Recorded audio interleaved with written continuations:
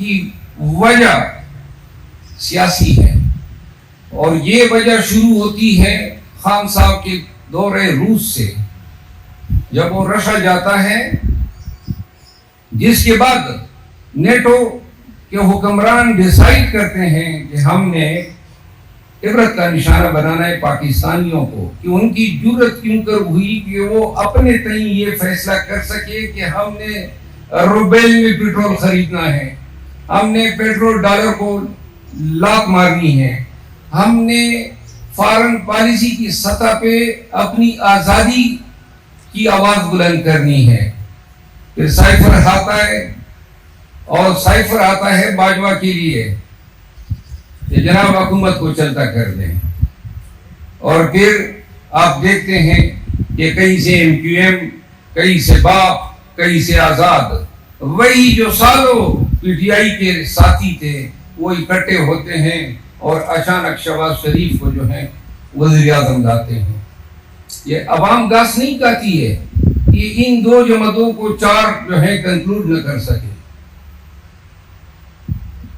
کن حالات میں جب ابھی 1.5 سال رہ گیا تھا، آپ نے ایک منتخب حکومت کو امریکی سازش کے تحت فارغ کر دیا، اور خان کا قصور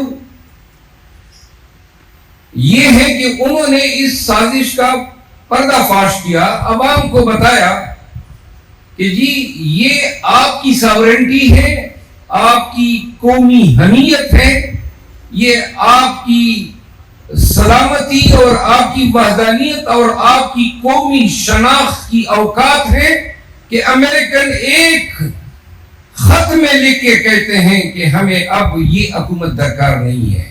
اور پھر اس وقت کی اسٹیبلشمنٹ جو ہے اٹھتی ہے اور یہ سارے سیاسی بولوں کو اکٹھا کر کے پاکستان سے جمہوریت کا جنازہ، پاکستان سے قانون کی حکمرانی کا جنازہ اور پاکستان سے سپریمیسی آف کانسٹیٹیوشن کا جنازہ نکال دیتے ہیں۔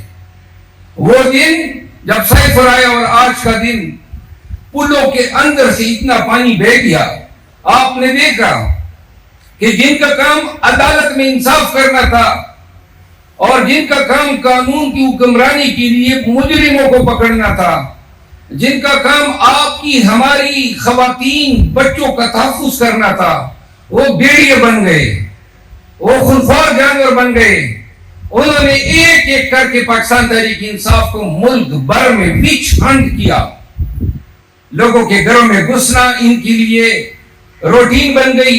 خیبر پختونخوا جیسے صوبے میں ہم نے دیکھا کہ بچوں اور چادر چاردیواری کا تقدس بڑی ہی بربریت اور شیطانیت کے ساتھ پامال کیا گیا، اور یہ سب لوگ کہیں پر تحریک استحکام پارٹی کو جنم دے رہے ہیں اور کہیں کے پی میں پاکستان تحریک انصاف پارلیمنٹیرینز کو۔ ایک ایک کر کے ہمارے لیڈرز، ہمارے ورکر اٹھائے گئے، ان کو بتایا گیا، ان پہ تشدد کیا گیا، ان کے خاندان والوں کے ذریعے ان کو بلیک میل کیا گیا، اور یہ سارے لوگ، یہ نہیں تھا کہ ایک اسٹیبلشمنٹ کے ساتھ لڑائی تھی۔ پولیس، ایف آئی اے، عدالتیں سب ان کے سہولت کار بن گئے۔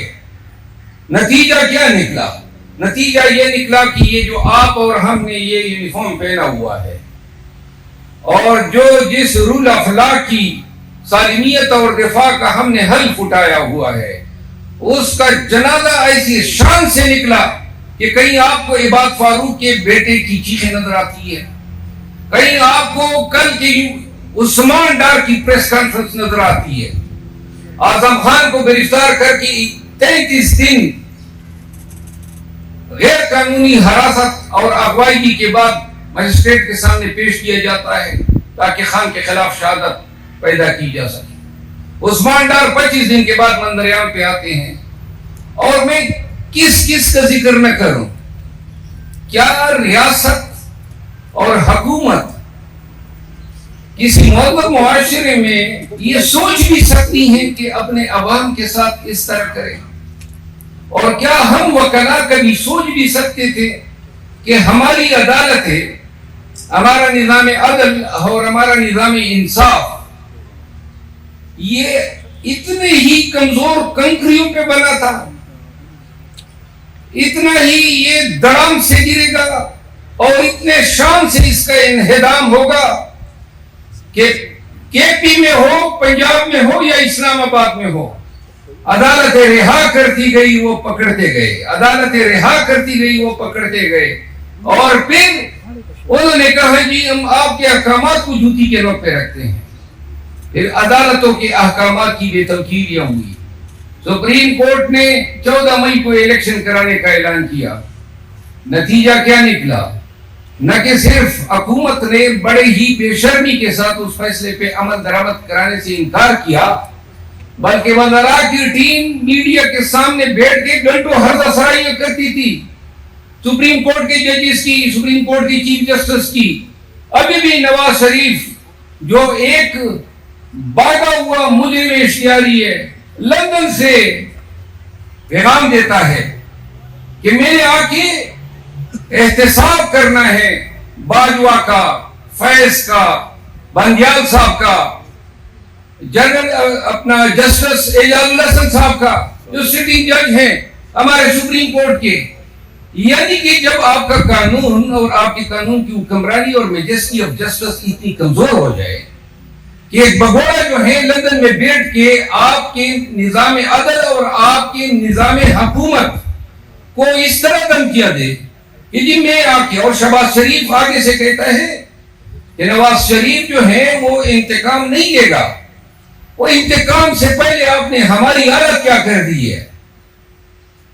یہ آج جو فسطائیت ہے یہ صرف اور صرف کسی ایک پارٹی یا دھڑلے یا گروپ یا اسٹیبلشمنٹ کا کام نہیں ہے، وہ تمام سیاسی پارٹیاں جو پاکستانیوں کی اس حالت زار پہ ہنس رہی ہے اور انجوائے کر رہی ہے، اور وہ تمام انسانی حقوق کی تنظیمیں جنہوں نے اس پورے 1.5 سال میں کبھی بھی مظلوموں کی بھی آواز نہیں اٹھائی، وہ تمام لوگ اس جرم میں اتنے ہی ذمہ دار ہیں جتنے اس کے کرنے والے ایس ایچ او سے لے کر آئی ٹی تک، مجسٹریٹ سے لے کر کمشنر تک، اور سول جج سے لے کر سپریم کورٹ آف پاکستان تک۔ آپ سب دیکھ رہے ہیں عدالتی نظام جو ہے، میں آپ کو بتا نہیں سکتا ہوں کہ میں نے جج صاحبان کی آنکھوں میں کتنا خوف دیکھا ہے، میں نے ان کی کتنی لاچارگی اور مجبوری دیکھی ہے۔ میں آپ کو ایک مثال دیتا ہوں، سائفر کیس پہ خان کے ٹرائل اٹک جیل میں شروع ہوئے، ابو الاسناد القرنین کی تقرری ہوئی، اسپیشل لایا گیا، توشہ خانہ کیس کے ٹرائل آپ پوری قوم کے سامنے ہیں، کس انداز سے، کس صورت کے ساتھ اور چابکدستگی کے ساتھ جج صاحب نے جو ہے کنکلوڈ کیا اور گلٹی ورڈکٹ دی۔ تو جب سائفر کا کیس آتا ہے، میں نے چیلنج کیا کہ جی یہ جیل میں ٹرائل نہیں ہو سکتے ہیں، فیئرنیس آرٹیکل 10A کے منافی ہے اور 352 کے منافی ہیں CRPC، اور سیکشن 9 CRPC کے منافی ہیں، اور ministry of law and justice کوئی گورنمنٹ نہیں ہے کہ اس کے NOC کو کنسٹرو کیا جائے کہ یہ کسی حکومت کا حکم نامہ ہے۔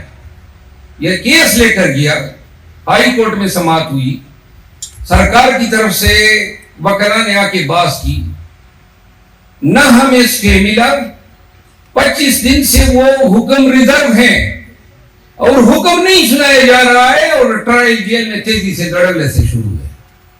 یہ کوئی قانون کوئی سوچ بھی سکتا ہے کہ وہ ٹرائل جج اتنی دلیری دکھائے گا کہ اس کو علم ہے کہ ہائی کورٹ نے اس پہ فیصلہ کرنا ہے، ججمنٹ ریزرو ہے، 2 تاریخ کو چالان آتا ہے، 4 تاریخ کی ہیئرنگ ہو جاتی ہے، وکیل کڑا ہے عدالت میں، کوئی جونیئر آؤ جی خان کی طرف سے آپ کاپیاں وصول کر لیں، کاپیاں دے کے 7 دن ویسے بھی مینڈیٹری ہے، اور جناب یعنی 4 کو ہیئرنگ ہو جاتی ہے، جیل آ جاتے ہیں۔ وہاں عمران خان اور شاہ محمود قریشی کو بیٹھنے کے لیے کرسی تک فراہم نہیں کی گئی، پھر ٹرائل کس طرح ہوتے ہیں؟ ٹرائل تو میرا کلائنٹ میرے ساتھ ہوگا، وہ مجھے انسٹرکشن دیتا جائے گا اور میں ٹرائل کروں گا۔ وکلا کی خان تک کوئی رسائی نہیں ہے اس وقت.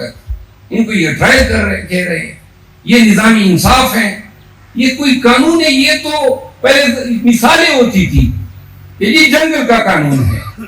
آپ یقین کریں آنے والے دور میں مثال یہ دی جائے گی کہ کیا پاکستان کا قانون ہے. اس جنگل سے بھی گزرا. یہ جو جنگ ہے بنیادی طور پر یہ وکلا کے کندھوں پہ ہے. معاشرے میں استاد, طالب علم, صنعت کار, دکاندار یا مزدور, اس کو یہ علم نہیں ہے کہ قانون نے اور آئین نے عوام پاکستان کو کیا حقوق دیے ہیں. ان کو یہ علم نہیں ہے کہ اگر آج عوام نے اور پاکستان کے لوگوں نے اس جبر کے آگے گھٹنے ٹھیک دیے تو سب بھول جائیں کہ کبھی بھی پاکستان میں رول آف لا کا سورج طلوع ہوگا. ان لوگوں کو کون واپس اپنی جگہ پہ لے جائے گا؟ یہ پولیس کو, یہ اداروں کو, یہ ڈپٹی کمشنر کو, یہ آئی جی کو, کون ان کو واپس اپنی اوقات یاد دلائے گا؟ ان کی تو عادت بن گئی ہے.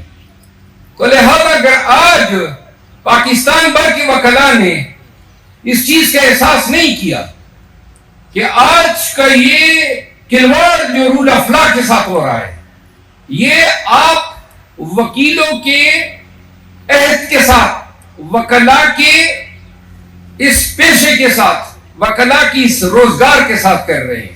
ہمارے سامنے ہمارا ہتھیار جو ہے وہ قانون ہوتا ہے. اگر قانون ہی نہیں ہے یا قانون پہ عمل کرنے والے کمپرومائز ہیں, سرنڈرڈ ہیں, تو آپ کا اختیار کہاں پہ گیا؟ کس بلبوتے پہ آپ کہیں گے کہ میں مظلوم کو انصاف دوں گا؟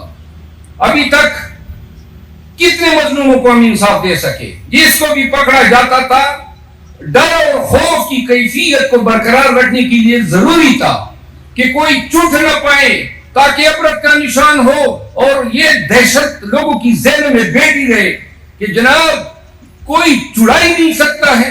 اور آپ نے دیکھا علی محمد خان کے ساتھ کیا ہوا, شادیہ رفیقی کے ساتھ کیا ہوا. اللہ بھلا کرے ان جج صاحبان کا جنہوں نے اس کو انشور کیا کہ عدالت کے حکم پہ عمل درآمد بھی ہوتی ہے. نئے چیف جسٹس صاحب آئے ہیں, ہماری امیدیں وابستہ ہیں. انہوں نے اس دن لائیو ٹرانسمیشن میں کہا کہ میرے لیے آئین پاکستان سب سے اول ہے, اور ہم یہی چاہتے ہیں کہ صرف اور صرف ہم ظلم و ستم کا بھی شکار ہیں.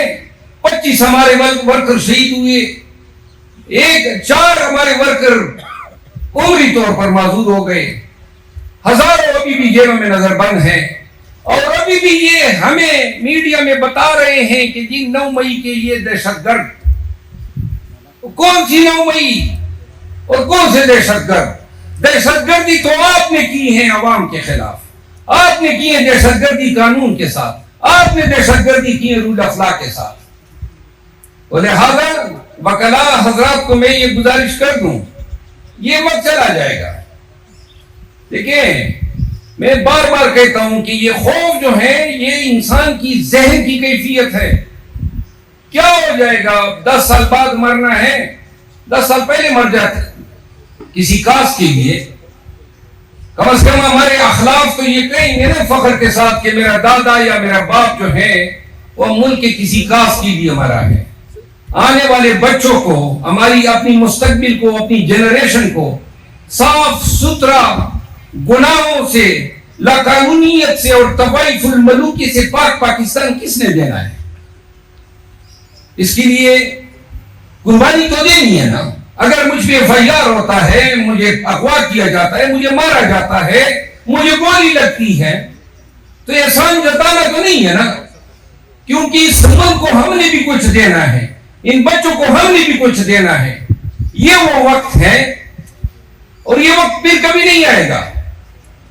آج جو کڑے ہیں, جو ڈٹے ہیں محاذ پہ, تاریخ ان کو عظمت کے ساتھ, وقار کے ساتھ, رسپیکٹ کے ساتھ یاد کرے گی. اور جو لوگ کونوں قدروں میں چپ رہے ہیں, اور جو لوگ اپنے اس وردی کی رسپیکٹ پہ کمپرومائز ہیں, جو لوگ اپنے علم پہ کمپرومائز ہیں, جو جان بوجھ کر پاکستان کے لیے نہیں کھڑے ہو رہے ہیں, پاکستان کی سالمیت اور پاکستان میں رول آف لا کے لیے نہیں کھڑے ہو رہے ہیں, یاد رکھیں یہ سزا آپ کو تو ملے گی, آپ کی نسلوں کو بھی ملے گی. پھر بھول جائیں کہ کوئی اسلامی جمہوریہ پاکستان تھا، پھر ہمیشہ کے لیے اس ملک میں ٹیرنی ہوگی، اس ملک میں فاشزم ہوگا، پھر کسی کی ضرورت نہیں ہوگی۔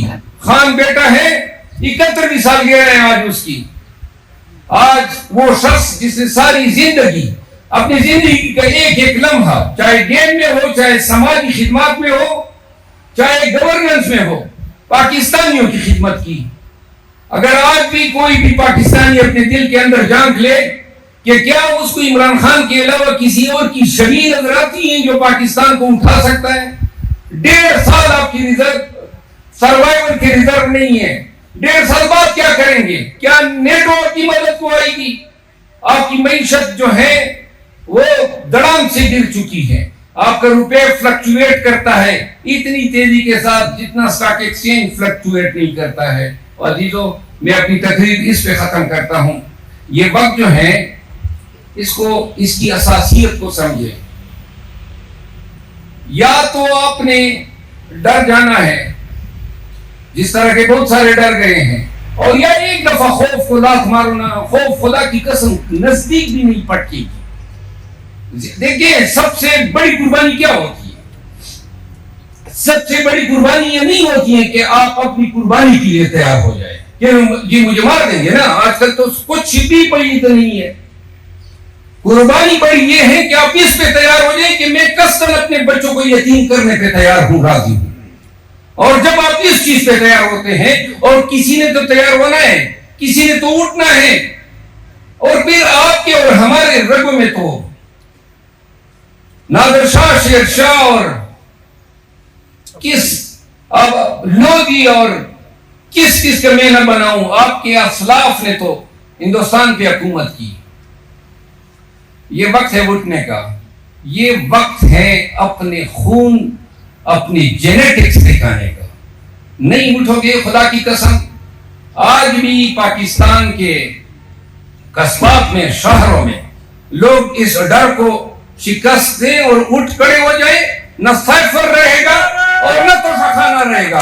اللہ اکبر، اللہ اکبر، آزادی، آزادی، میرا باپ ملے گا، آزادی، ماں کی دعا سے، آزادی، ہم لے کے رہیں گے، آزادی، ہم لے کے رہیں گے، آزادی، ہم لے کے رہیں گے، آزادی، میرا باپ ملے گا، آزادی، نعرہ تکبیر، اللہ، عمران خان زندہ باد، زندہ ہے وکلا، زندہ ہے، زندہ ہے وکلا، زندہ ہے، قانون کی خاطر زندہ ہے، مزدور کی خاطر زندہ ہے، مظلوم کی خاطر زندہ ہے، زندہ ہے وکلا، زندہ ہے، زندہ ہے وکلا، زندہ ہے، اس دیش کی خاطر زندہ ہے، اس دیش کی خاطر زندہ ہے، زندہ ہے وکلا، زندہ ہے۔ ہم نہیں مانتے ظلم کے ضابطے، ہم نہیں مانتے ظلم کے ضابطے، ہم نہیں مانتے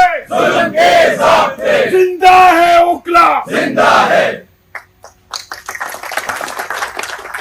وہ کسی شاعر نے کہا ہے نا کہ ظلم سے نہ بھی تو ظالم کی حمایت کہہ، خاموشی بھی تو ہوئی پشت پناہی کی طرح۔ تو پشت پناہی کرنی ہے، وکلا تو کبھی پشت پناہ نہیں بنے ہیں جابر کے اور ظالم کے۔ اگر آج کے دور میں بھی وکلا نہ اٹھے، یاد رکھیں ہر ایک وکیل جو اس دور کا ہے، ہم نہیں ہوں گے، زندہ نہیں ہوں گے، کسی نے سال بعد مرنا ہے یا 10 سال، کیونکہ عمر کے اب اس حصے میں ہے۔ اور پھر اس ملک میں آپ یقین کریں، میں حلفاً کہتا ہوں کہ یہ ملک تو میرے لیے دوزخ بنا ہوا ہے۔ کچھ بھی تو نہیں ہے، نہیں اس میں نہ جان کی سیکیورٹی ہے، نہ اولاد کا تحفظ ہے، نہ مال کا۔ اور پھر خیبر پختونخوا میں تو آپ اور ہم 20-22 سالوں سے بھگت رہے ہیں۔ کیا چھوڑ دیا ہمارے پاس؟ لاشیں اٹھانا، جنازے اٹھانا۔ کوئی ایک ایسا گھر بھی نہیں ہے جو اس گردی سے بالواسطہ یا بلا واسطہ امپیکٹ نہ ہوا ہو۔ تو زندگی میں ہمارے کیا رہ گیا؟ کاروبار ہمارے بیٹھ چکے ہیں، ترقی ہماری کوئی نہیں ہے، اور لوگ ہمیں چوکیدار کی نظروں سے دیکھ رہے ہیں۔ آج پھر شورش اور یلغار کر رہی ہے آپ کے ایجنسیز میں. تو لہذا میں شارٹ میں کہہ دوں, یا اس دوزخ میں جینے سے تو مرنا بہتر ہے, کیونکہ زیادہ سے زیادہ اگر اللہ ہمیں کنڈیم کرتا ہے ہیل میں, تو وہ دوزخ اس دوزخ سے تو زیادہ بری نہیں ہوگی جس میں ہم جی رہے ہیں. یا تو اس دوزخ کو ہم نے اپنی ہمت سے, حوصلے سے تبدیل کرنا ہے. دیکھیں, ہم اپنے لیے نہ سوچیں, اپنے بچوں کے لیے سوچیں. ہماری زندگی تو گزر گئی, ان کو اس زندگی میں, اس ملک میں اس طریقے سے کبھی بم دھماکے ہیں, کبھی ڈیفالٹ کے سرحانے پہ ہیں, کبھی گرفتاریاں ہیں, اور کبھی کیا اور کبھی کیا. فیصلہ آپ کا ہے, اللہ آپ سب کا حامی و ناصر ہو. مجھے پیش ہونا ہے پشاور میں کورٹ میں, اور میں قاضی صاحب سے اجازت لے چکا ہوں. مجھے اجازت دیں گے